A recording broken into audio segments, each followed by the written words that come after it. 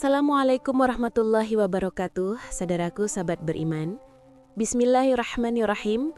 Alhamdulillah, segala puji bagi Allah Subhanahu wa Ta'ala. Salawat dan salam selalu dan tetap tercurahkan kepada junjungan kita, Nabi besar Muhammad sallallahu alaihi wasallam. Pernahkah Anda tahu bahwa ribuan hadis yang kita dengar hari ini ternyata ada beberapa yang sengaja dirahasiakan oleh para sahabat Nabi Sallallahu Alaihi Wasallam. Mengapa? Karena hadis-hadis ini berisi nubuwah, ramalan masa depan yang begitu detail, begitu akurat, sehingga jika diungkap, ditakutkan akan menimbulkan fitnah dan perpecahan besar di kalangan umat. Ini bukan sekedar teori konspirasi. Ini adalah ilmu akhir zaman yang bersumber dari pernyataan langsung sahabat Nabi Abu Hurairah yang pernah berkata, "Aku menghafal dari Nabi 2 bejana ilmu. Untuk 1 bejana sudah aku sampaikan kepada kalian. Untuk bejana yang kedua, andai aku sampaikan kepada kalian, maka kepalaku akan dipenggal." Bejana ilmu yang dirahasiakan itulah yang berisi kode-kode rahasia tentang masa depan dunia, peristiwa-peristiwa penting hingga identitas tokoh-tokoh yang akan memimpin konflik di akhir zaman. Bahkan, ada klaim yang menyebutkan bahwa seorang peramal terkenal dari barat, Nostradamus, telah mencontek sebagian dari hadis misterius ini. Hari ini, kita akan mengungkap cuplikan dari manuskrip kuno yang diduga berisi rahasia tersebut. Manuskrip ini menafsirkan bagaimana tokoh-tokoh besar dalam sejarah modern, bahkan konflik geopolitik saat ini, telah diprediksi oleh Rasulullah Shallallahu Alaihi Wasallam. Ini adalah kisah yang wajib kita simak untuk meningkatkan kewaspadaan iman kita di tengah fitnah akhir zaman. Jangan skip video ini, karena nubuwah yang akan kita bahas menyentuh langsung kondisi dunia saat ini, dari Mesir, Irak, hingga ancaman perang dunia. Sebelum kita membuka lembar rahasia manuskrip kuno ini, tolong bantu kami. Klik like video ini, sampaikan di kolom komentar niatmu untuk kembali berpegang teguh pada Al-Quran dan Sunnah, dan subscribe untuk terus mendapatkan ilmu yang memahamkan kita tentang akhir zaman. Misteri 2 bejana ilmu dan nubuwah yang tersembunyi. Manuskrip kuno yang diduga merupakan kumpulan hadis misterius yang dihimpun oleh Abu Hurairah itu hingga hari ini masih tersimpan di Turki. Manuskrip itu ditulis ulang oleh para peneliti dan diberi judul Salam Wahab fi Akhir Zaman Ar-Raud. Dikisahkan pada suatu hari ketika habis sholat Isya, Nabi Shallallahu Alaihi Wasallam memberikan pengajian kepada para sahabatnya. Isi pengajiannya tak seperti biasanya. Kali ini Nabi Shallallahu Alaihi Wasallam mengisahkan kejadian-kejadian penting yang akan terjadi di masa mendatang sampai hari kiamat. Nabi Shallallahu Alaihi Wasallam bersabda, "Tak ada seorang pemimpin pun di masa mendatang yang memimpin 300 orang atau lebih, melainkan diberitahukan nama dan ciri-cirinya kepadaku." Para sahabat malam itu berkompetisi adu hafalan. Mereka masih merasa enteng ketika menghafal nama-nama Arab seperti Anwar Sadat, Saddam Hussein atau Gamal Abdul Nasir, dan menghafal nama lokasi seperti Mesir, negeri Isra Mi'raj yaitu Palestina atau Israel.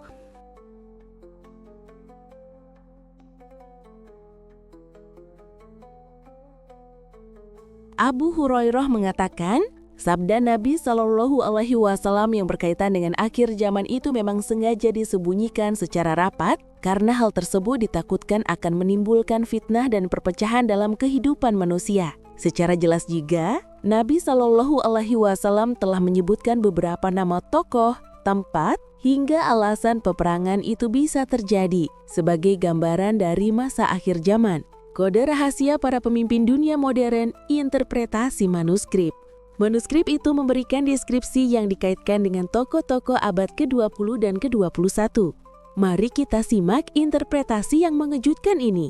1. Alher atau Adolf Hitler, Jerman. Manuskrip itu mengatakan jika perang akhir zaman adalah perang yang akan terjadi setelah 2 perang besar sebelumnya, dan perang besar kedua yang akan terjadi di dunia akan diserukan oleh seorang laki-laki yang disebutkan bernama Alher. Alher ini dikatakan ingin menguasai seluruh dunia dan dia berasal dari sebuah negeri yang bernama Jerman. Interpretasi ini mengaitkan nama Al-Har dengan Adolf Hitler yang menjadi pencetus Perang Dunia Kedua.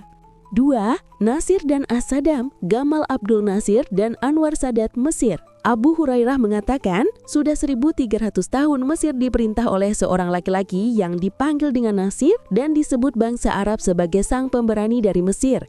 Kemudian Mesir berada di bawah pemerintahan seorang laki-laki bernama As-Saddam bin Anwar atau Anwar Sadat. Akan tetapi dia kemudian berdamai dengan pencuri Masjid Al-Aqsa di negara Al-Hazim atau Palestina atau Israel. 3. As-Saddam, Saddam Hussein, Irak. Di Irak akan muncul seorang laki-laki yang bertindak sewenang-wenang dan di salah satu matanya terdapat tanda kemalasan. Nama orang itu adalah As-Saddam yang menjadi penghancur orang-orang yang bersekutu untuk menentangnya di Kuwait kecil.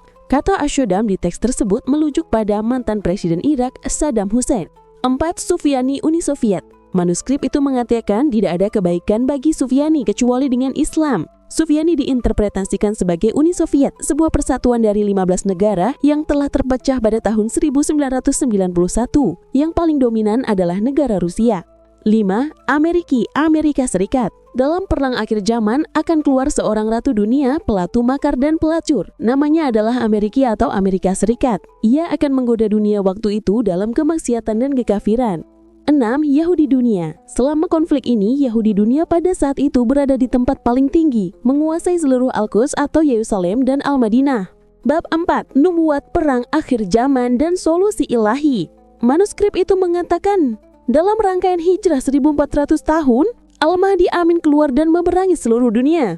Di tanah Isra Mi'raj terjadi perang dunia yang di situ Imam Mahdi memberi peringatan kepada orang-orang kafir.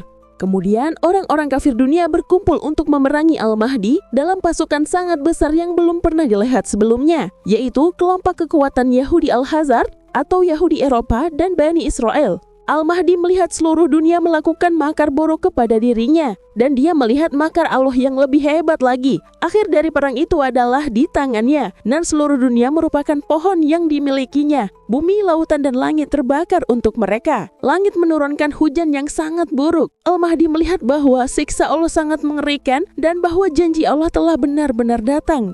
Konteks modern, ramalan dan prediksi Perang Dunia Ketiga sudah mulai terlihat jelas dengan konflik negara Islam di Suriah dan gejolak di Timur Tengah. Negara-negara sekutu barat yang tergabung dalam NATO dinilai menjadi ancaman nyata dan berbahaya. Berita di media tersohor di Rusia bahkan menulis bahwa konflik Suriah memungkinkan memicu konfrontasi militer antara Amerika dan Rusia. Jika hal itu terjadi, Perang Dunia Ketiga semakin dekat dan bukan hal yang mustahil bila Perang Dunia Ketiga menjadi tanda perang akhir zaman. Namun di tengah semua konflik dan fitnah yang telah diprediksi ini, Al-Quran memberikan kita petunjuk dan solusi yang abadi. Ya ayyuhalladzina amanu ati'ullaha wa ati'ur rasula wa ulil amri minkum. فَإِنِ اخْتَلَفْتُمْ فِي شَيْءٍ فَرُدُّوهُ إِلَّا اللَّهِ وَالرَّسُولِ إِن كُنتُمْ تُؤْمِنُونَ بِاللَّهِ وَالْيَوْمِ الْآخِرِ ذَلِكَ خَيْرٌ وَأَحْسَنُ تَأْوِيلًا.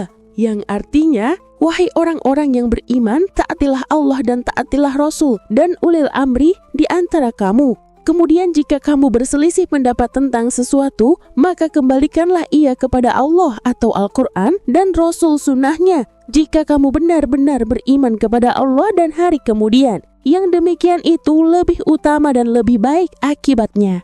Ini adalah kunci kita di tengah fitnah dan konflik yang akan terjadi.